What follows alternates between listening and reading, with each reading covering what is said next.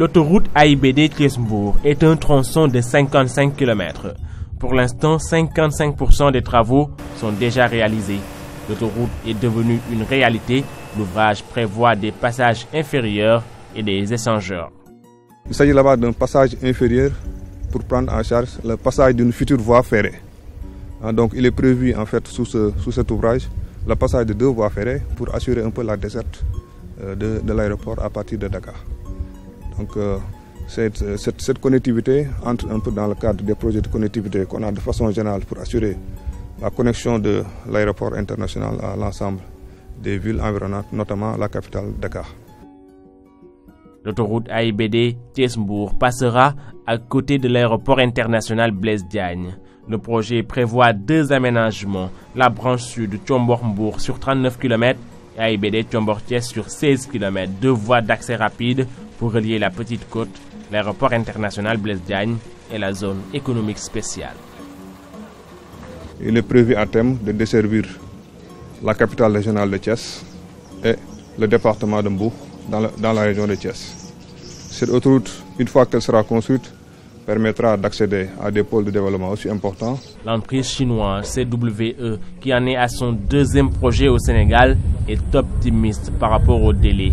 Pour sa part, le Sénégal, à travers les bureaux de contrôle, insiste sur la qualité. Le contrôle s'articule en 2 étapes. La première étape, c'est juste au niveau donc de la mise en œuvre, où il y a un contrôle préalable sur la qualité, la température du produit mis en œuvre. Le produit sort de la centrale avec une température variant entre 145 et 150 degrés, que nous contrôlons systématiquement sur le terrain lors de la mise en œuvre avec 2 types d'appareils. Un appareil électronique et un appareil manuel. Ceci permet de conserver une température qui permet d'avoir donc des capacités correctes. L'autre aspect du contrôle également, c'est au niveau du laboratoire avec un échantillonnage systématique qui s'effectue au cours de la mise en œuvre, dont l'objet c'est de faire l'extraction pour vérifier la granulométrie de l'étude validée ainsi que les quantités donc de bitume mises en œuvre lors de la production. Pour ce qui est du contrôle des travaux, d'abord nous faisons une réception de l'axe, de l'implantation de l'axe. Donc une fois que l'axe est réceptionné, les fouilles sont réalisées. Et après on réceptionne aussi le fond de fouille. Après réception du fond de fouille, il y a donc la mise en place des piquets de niveau pour les radier. Là aussi, cela fait l'objet d'une réception topographique. Donc nous avons une équipe de réception topographique qui intervient au niveau du fond de fouille et aussi au niveau des piquets de niveau pour le radier.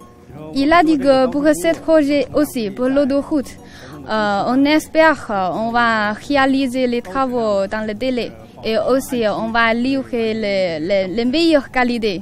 Pour assurer aux usagers un maximum de sécurité, l'emprise de l'autoroute est sécurisée. À 100 mètres de la voie se dresse une barrière. Elle a aussi comme objectif de lutter contre la spéculation foncière.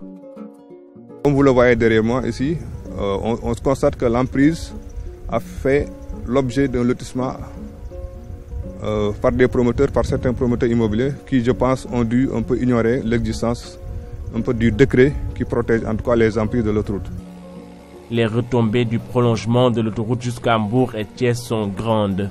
L'État du Sénégal, qui finance entièrement les travaux à travers le budget consolidé d'investissement, veut favoriser un véritable développement économique et social.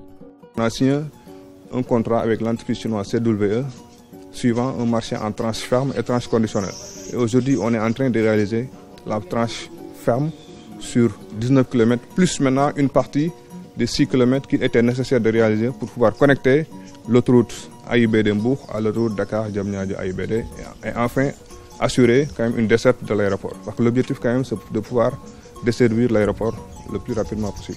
Cette autoroute a une utilité publique et les populations impactées par le projet ont déjà reçu des dédommagements à hauteur de 2 milliards de francs CFA.